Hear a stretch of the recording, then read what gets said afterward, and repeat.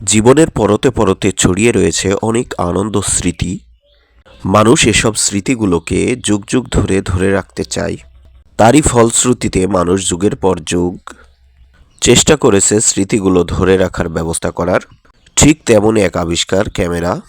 Hello viewers, আজকে আপনাদেরকে দেখাবো গত সপ্তাহে কুষ্টিয়া রাইফেলস ক্লাবে আমরা একটি দাওয়াতে গিয়েছিলাম। সেই দাওয়াতের আদ্যোপান্ত কি কি ঘটলো, আশা করি ভিডিওটা আপনারা শেষ পর্যন্ত দেখবেন, অনেক ভালো লাগবে। আমরা প্রায় দুপুর 12টার দিকে রওনা দিয়েছিলাম বাসা থেকে রাইফেলস ক্লাবের উদ্দেশ্যে।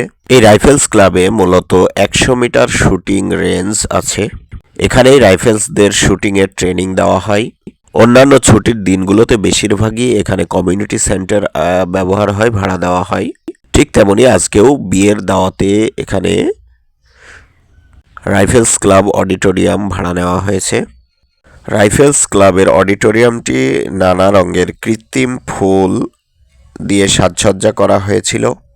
মানুষ তার সৌন্দর্য প্রীতিকে এতটাই উপরে নিয়ে গিয়েছে, দেখুন কি সুন্দর করে কৃত্রিম ফুল দিয়ে সাজানো গোছানো অডিটোরিয়ামটি মনোমুগ্ধকর লাগছে।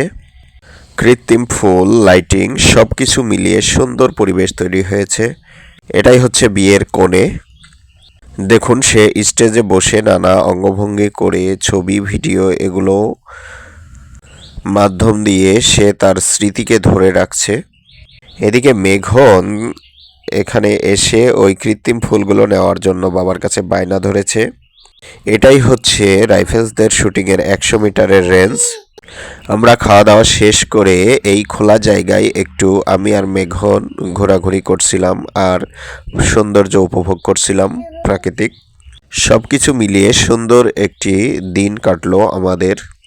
সেটাও আপনাদের সামনে স্মৃতিতে রেখে দিলাম। পরবর্তীতে অন্য একটি ভিডিও নিয়ে হাজির হব। ধন্যবাদ।